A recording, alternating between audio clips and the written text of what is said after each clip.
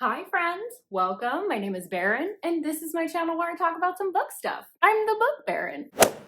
Welcome in. So today we're wrapping up March. I have to admit, I'm filming this very early. I have to do a lot of pre-filming, unfortunately, because the end of the month, I am super busy with work. I won't have as much time to read and film, so I'm not even sure if I'll be able to film this in two parts in order to get it up in time. So we'll just see. We'll see. If I pop in looking different, I was able to film. If not, this is all we're getting, which is like the first half of March, basically, and I'll include the rest of the books that I read in March in the wrap up for April. With that noted, I have had a pretty good reading month, so I actually stuck to my TBR pretty well overall. I was very excited about that. Finally not lying about the books that I want to read. I swear, when I make those TBRs, I really genuinely want to read all those books, but you know, mood reading. And I think I finally am getting over my fear of big books. And actually, I kind of look forward to them now. What's happening? We don't know. New Baron. Best of all, I found a new all-time fave, which rarely happens for me. So I'm very excited. Let's get into the books that I read in the month of March.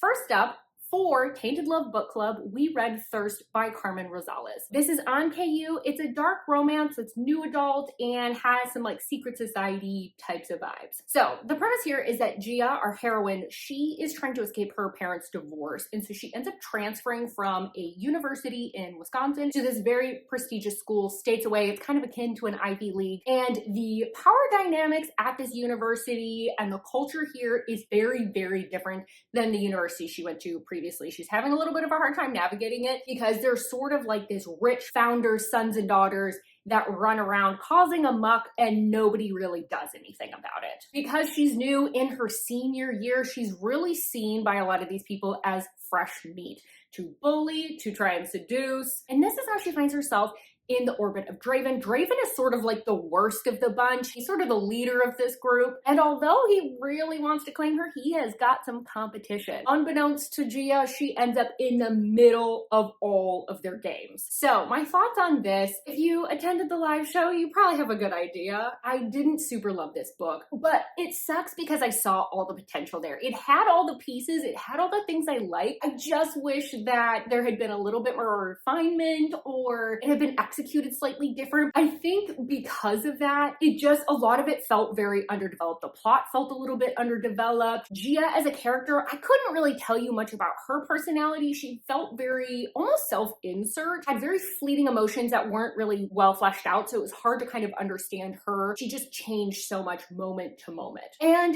the secret society elements that are teased in the blurb don't happen until very far in, and I think if that had been introduced earlier, it actually would have ratcheted up the tension and pressure because you find out why all these guys are going after her and what the whole deal is there. I think because everything just felt a little underbaked, a little bit flitting moment to moment, it gave it kind of almost like a fanficky wish fulfillment type of feel to it. So I definitely want to read more from this author, maybe when they're further in their writing journey, because I think they have so much potential. I gave this 2.5 stars, 3 stars, somewhere in there. All right, next up we have a thick one. I finally read it, A House of Earth and Blood. This is an urban fantasy romance for the one person that might be watching this that hasn't read it. And even you know what this is about. Basically, we have Bryce Quinlan. She's sort of living the party girl dream. She works hard, she plays hard, and that is completely interrupted when all of her friends are killed by some sort of demon. So this kind of displaces her, it throws her life into chaos, and she's just really like grieving that for quite a long time. But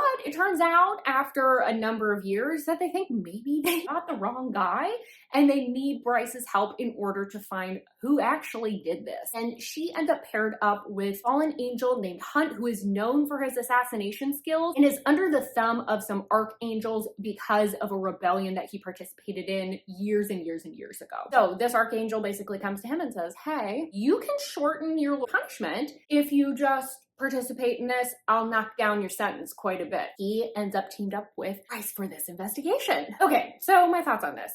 My emotions with this book were all over the place. When I was reading like maybe the first section when we're getting everything set up, oh my god, info dump city. This is just so much information. Couldn't keep it all straight and I refused to write anything down. It was just so much. I kind of lost track of plot points. I forgot who certain people were. Once I settled in, I was really driving with this. I liked it because there was this investigation, there was this plot kind of moving things along, we're finding out secrets. I find that really fun and compelling because you want to get the next bit. And I liked the sort of like urban fantasy world because that's definitely something that I've said in a lot of videos. That's a lot more my speed than like high fantasy fave type of books. I think my biggest gripe with this book is that the placement of certain important information was so bizarre. Tragic backstories were dumped at the weirdest times. Spicy scenes happened while someone was actively bleeding. Miss Sarah Janet, please explain thyself. What is going on?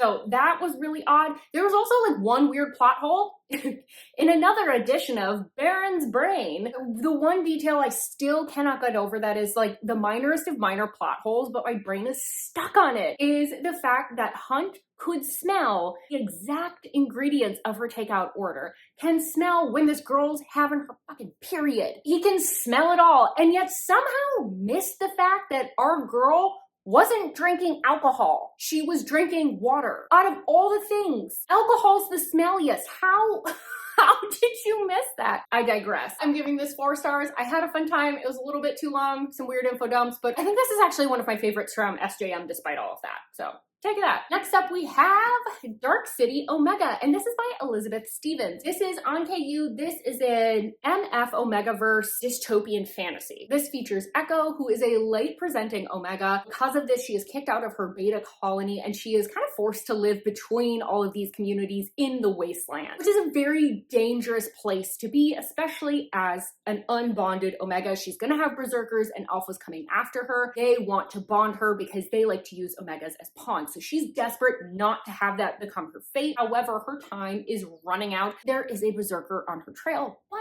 it turns out that there might be a bigger evil than being bonded to a berserker. My thoughts on this one. This one was just such a fun surprise for me. I knew absolutely nothing about this book going in. Found it through my library, actually. I think the part of the reason that I loved this so much is that it really fell into some tropes that I really used to love. I used to read so many indie shifter romances that all sort of centered around this like trope of we are bonded, fated, we have to be together because of loyalty, duty, and we don't like each other that much, but we got to figure out a way to make this work. That's what this falls into. And so I loved the tension because they have the like desire and instinct to want to be together, but logically their logical brains don't want it. I will say that this just kind of have some like weird pacing where the first portion is so action-packed, then there's like a little bit of a lull and then it picks back up. So just like a heads up with that, I know that that's kind of like one of those things that will probably bug certain people. There also is a section of miscommunication that I literally had to just block out of my head because it was so stupid that it wasn't worth pondering. It's intentional miscommunication. Like they just don't clarify when they know the other person's confused. It's so dumb. One of the things that I really liked too, my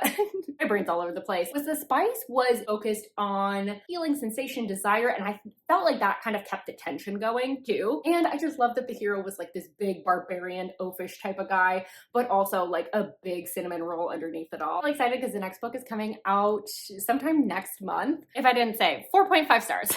All right, next up I read Choosing Theo, and this is by Victoria Evelina. This is on KU, it's the first in a series. It's an alien romance.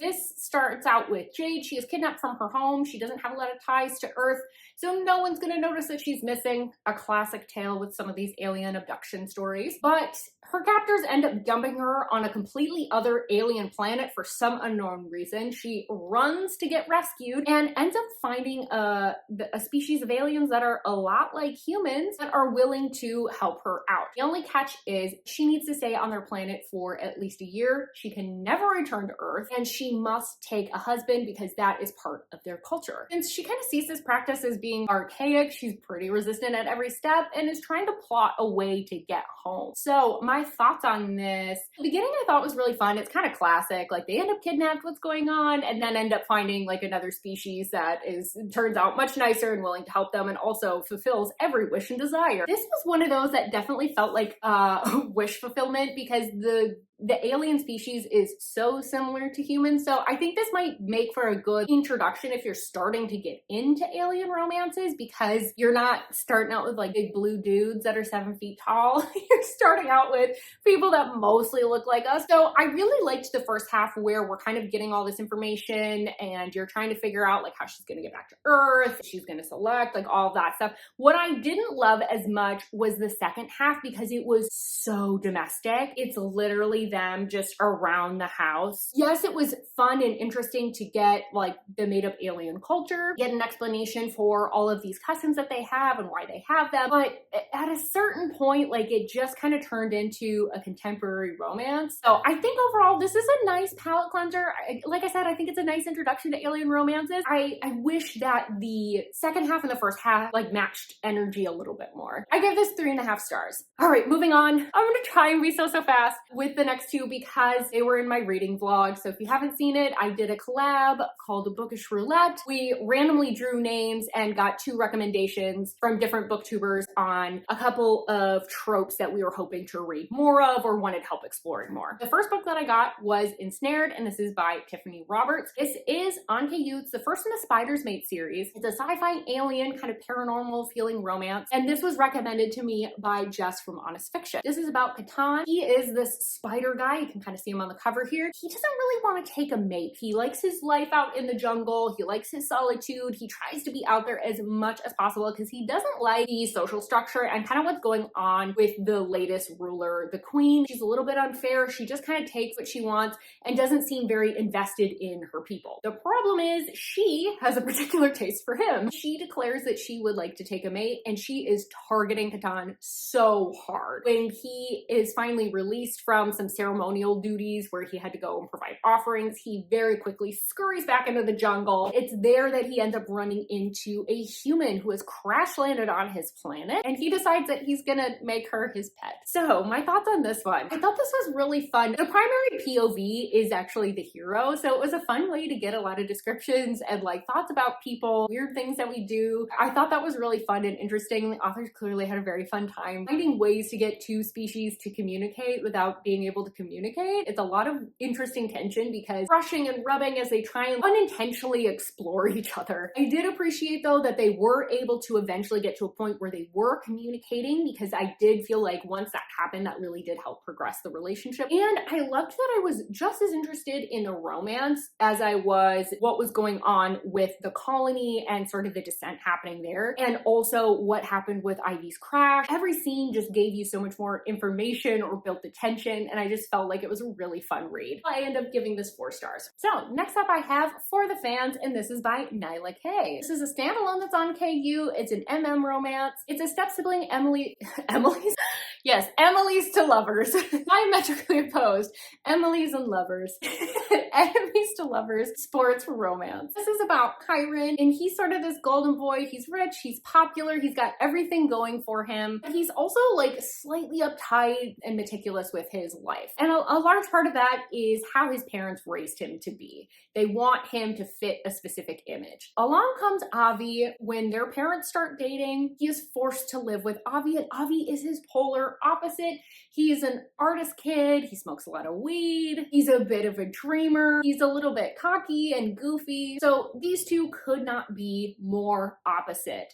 And they're just trying to stay out of each other's way for the most part until they can graduate and get away from each other. But they end up going to the same college. This really sets them off on a bad note. But when Kyron ends up in a little bit of a financial pickle, Avi ends up having the answers. He's already solved this riddle, and they end up starting an OnlyFans. My thoughts on this. Oh my God, I think about rereading this book almost daily since I finished it. There's part of me that's like, what if I just read like 1 chapter a day? The tension in this is so amazing, and it's throughout the majority of the book. You're just constantly like, oh my God, they're not gonna end up together. You're still fighting or whatever it is. There's always some sort of obstacle, and through that, they forge this amazing relationship. I think partially because this is so long, it just makes for these amazing character arcs because you're seeing these boys from the time that they're 15 and struggling struggling to find themselves, and you see them go through college. You just get this really amazing arc of these two really helping each other find their truest self. There's so many sweet moments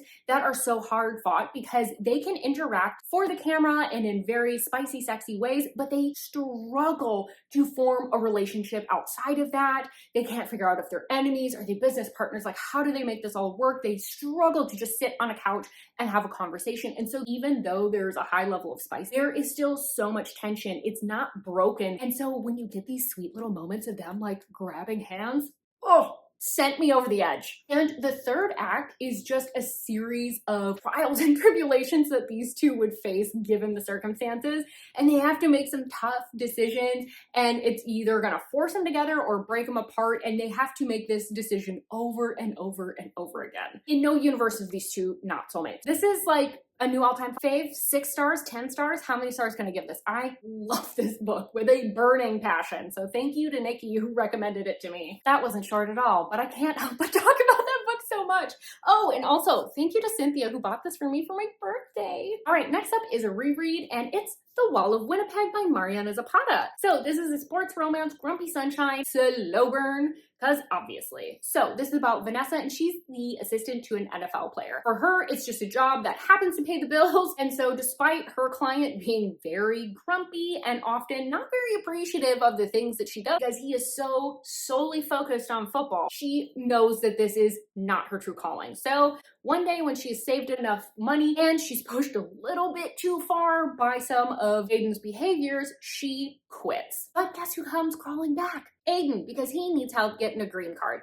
And the way he's gonna do that is by marrying. So he ends up proposing a marriage of convenience. He'll pay off your student loan debt and set you up with a house if you marry me. My thoughts on this. The second time around on this, I really was frustrated with the beginning portion of that. I remember that a little bit from reading it the first time. There's like a chunk where it's just so repetitive over and over. It's the same types of interactions, discussions, and it's the two of them stubbornly not communicating effectively. And it would just make me want to tear my hair out. But this time around, I really appreciated Aiden's character a lot more. I think the first time around, I really accepted Vanessa's narrative about him, what she was saying about him. And this time around, I kind of paid more attention now that I know his character more from reading through it the first time. And I realized how much Vanessa is actually just as culpable in the miscommunication and lack of communication that's happening, and she doesn't even realize it. I just thought that was kind of interesting. But overall, I just really love this story because it's them really fighting through past conceptions of each other and really finding a way to connect. And the way they end up demonstrating care for this person is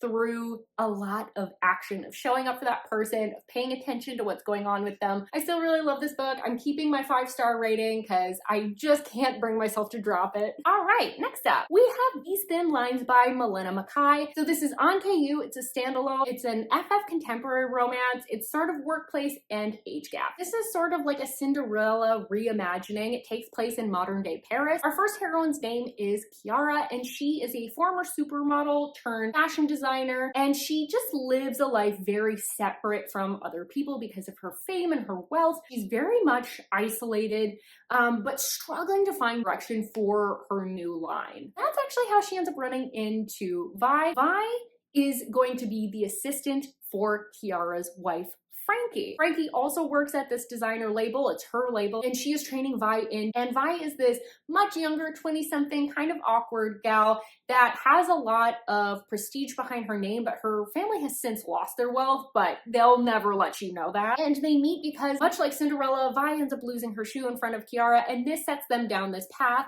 that really upends their lives. So, my thoughts on this. I really liked some parts of this book, and other parts just frustrated me so much. I really loved that the women in this were out and proud lesbians. There is no ex-husbands or boyfriends or any men that are really defining their relationship or coming back in and causing issues, because I feel like that's kind of a common theme with a lot of sapphic romances, is that somehow there's always men still involved. But I think what my biggest complaint was with the first part of the book. So this is a linear timeline, and the first chunk is told through the eyes of Vi. It's their initial relationship, and then something happens, and then the second portion is told from Kiara's point of view. I think the first half half really dragged because it was, one, very repetitive, and two, I did not find Vi's character very compelling at all. She is very mumbly, bumbly. She comes across incredibly naive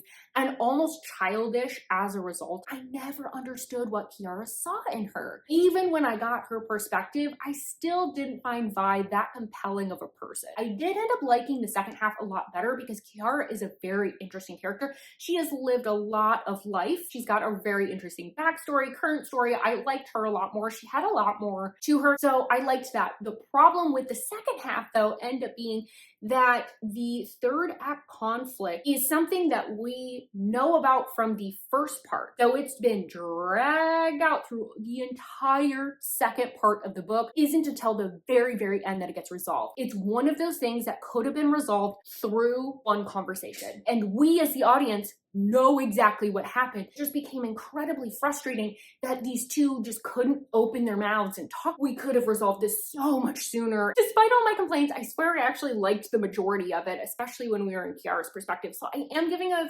3.5 star. I would still recommend this book, but there was just two big things that really stuck in my craw, and so I can't rate it any higher. This next one I'm going to be very brief with. Pretty Fucked by J.R. Gray. This is the fourth in an interconnected series. It's an dark romance with mental health rep and rock stars. The two heroes had a previous relationship, but something messed it up. One of the heroes caused some problems. They did something that really is considered irrevocable harm, and they're just trying to find a way to end up like living without each other. But one of the heroes has been pining ever since they made this mistake and is still hoping that the other hero loves them enough to give them a second chance to get back together. So I ended up DNFing this book. It's a very soft DNF. I just was a little bit frustrated with the beginning of this story. It's supposed to be interconnected, but the story starts out at 100. Immediately, the two heroes are having a discussion about how there's been so much tension and they want to hook up. So it's really obvious that there's been building tension from the other books, and while you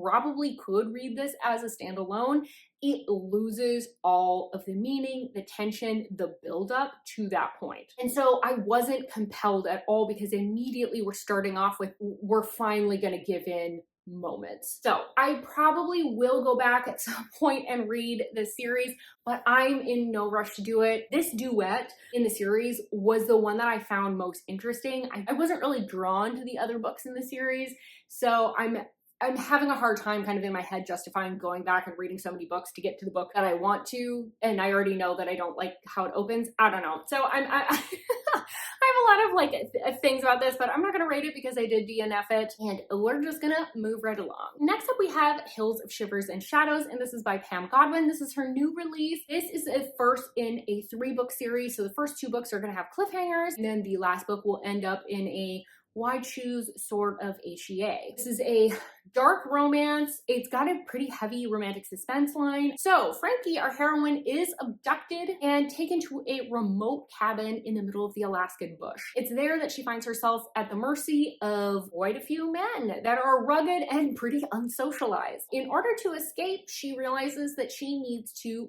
find out their secrets. Why was she abducted? Why is she here? In doing so, uncovers that love and loyalty are being very much twisted and weaponized here, and that the secrets that she was trying to uncover go a lot deeper than she really expected them to. All while this is going on, she also has to survive the very harsh conditions of the Alaskan bush. So my thoughts on this: the suspense plotline, the mystery element almost outshines any of the romances that are going on. The romance is still very much present, it's still very much there, but I wanted to know, why is she there? For what purpose? How is she going to get out of this situation? So once again, Pam created these conditions where it seems impossible for Frankie to escape. The way she has this set up, you can't just kill someone, you can't just run away. You have to be a lot more crafty, and that's assuming that there's really even a way out of this in the first place. I think that that was honestly the most compelling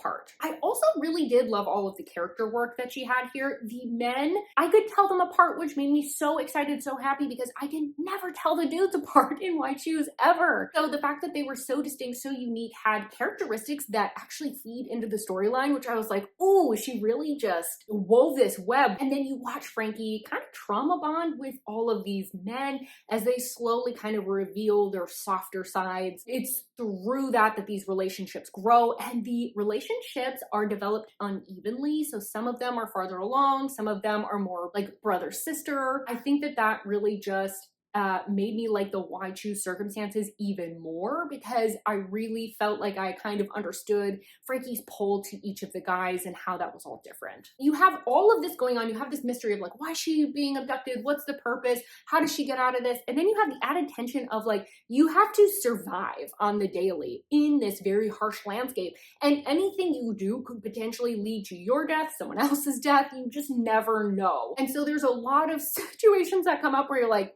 I don't know if someone's gonna die or not. My biggest gripe, I think, with this book is that there was definitely a lull that happens. There's still a lot of important things that are happening during that time. There's information that you're getting, but the lull was for a lengthy period. And it does give you a lot of hints as to what's coming. So although I didn't like it, I understand why it needed to be there. The length of this is definitely justified, because from there's a twist that happens, and then you get into the thick of it. And that goes right up until the end of the book, which the things that are going on are very twisted, very dark, very gross. So heads up, it's classic Pam. Definitely look up trigger warnings. I gave this 4.5 stars. I'm leaning more towards 4.5 the more I talk about it, because it's got my brain going. I still think about this book. So I think I'm leaning more towards a 4.5 star rating. All right, next up, we have A Fate Inked in Blood, and this is by Danielle L. Jensen. So this isn't on KU. This is a Norse fantasy romance, and Kevin is licking my feet. Are you gonna come say hi? Okay, well, he's just gonna sit and stare at me out of frame. That's the amount that we're getting him to say hi.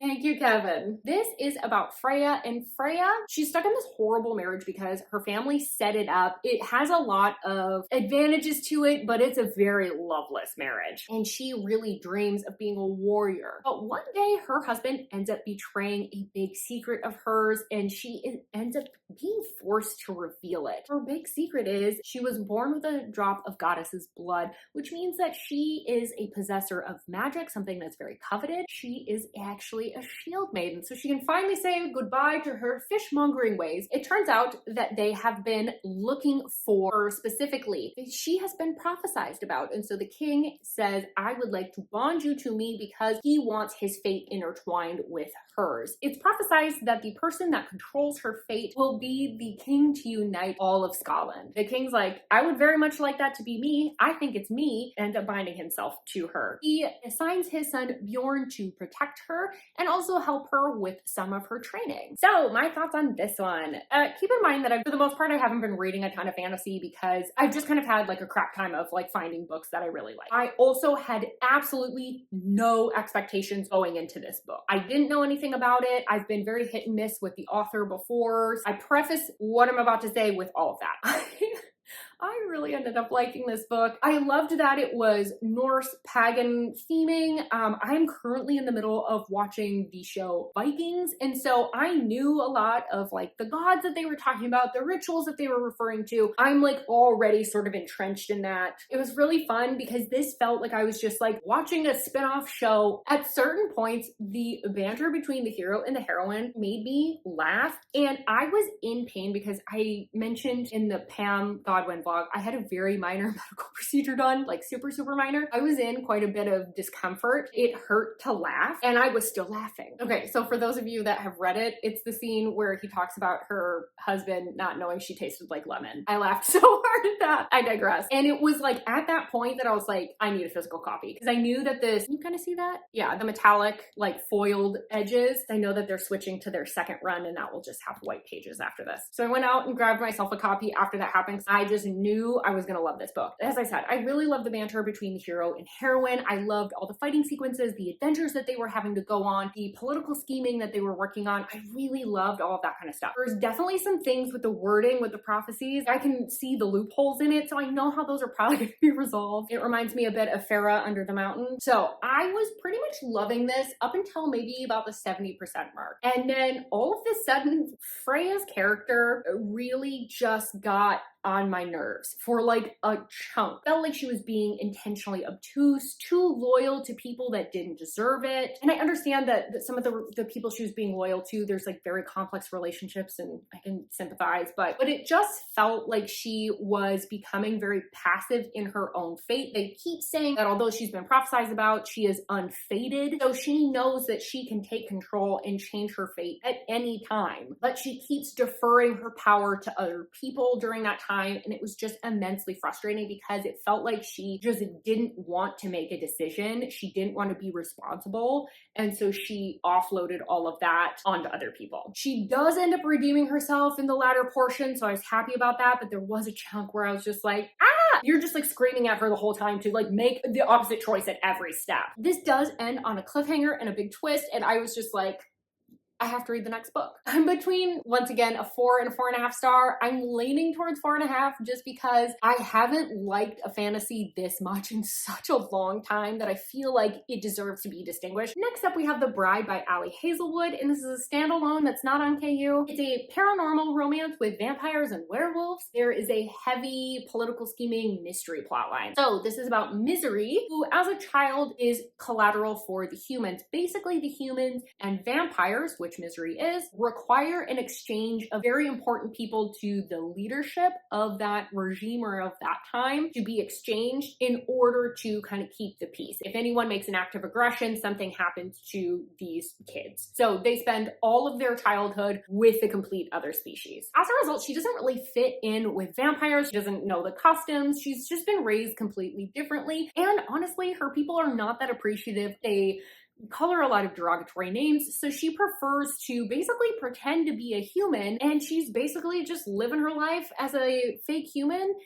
working in IT. Unfortunately, the alliances are about to shift. There is new leadership with, I think, the werewolves and the humans, causing alliances to change. It looks like the werewolves and humans might be developing an alliance. And for the vampires, this is a problem because they have dwindling numbers. So they need to find a way to make a new alliance. And this time they're going to make it with the wares. They are going to have an arranged marriage of two very high profile people, the Alpha and Misery. And in exchange, Alpha's mate is going to go over to the vampires. The thing of it is, though, they have notoriously had bad luck with these arranged weddings. A couple of them have ended in significant bloodshed. Once again, Misery is being used as collateral by her people, but she's a little bit more willing this time to participate because she has another motive for being there. This, I would say, is not very romance heavy. This is a lot of plot. So there's a lot of political things to learn because it's primarily from her POV. You do get little bits of the hero's POV, but they're all in third person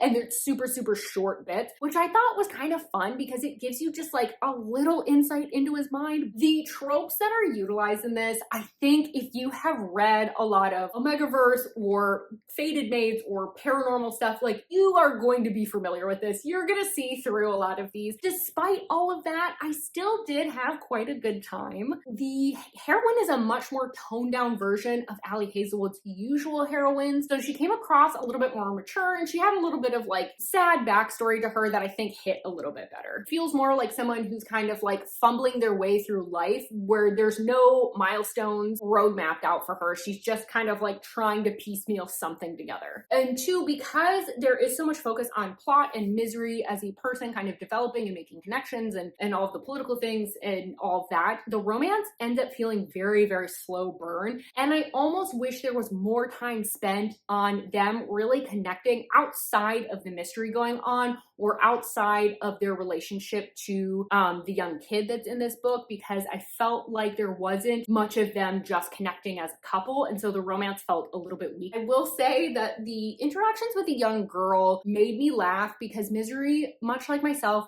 begrudgingly interacts with children, and yet somehow ends up being a victim of all of her kind of cute nonsense all the time. Overall, I'm giving this 4 stars. I really did enjoy it overall, but I think if you are an experienced paranormal girly or really looking for like an intense romance, I think you're gonna find this lacking. So that's all I have for you for now. So if I'm able to film again, here's future me.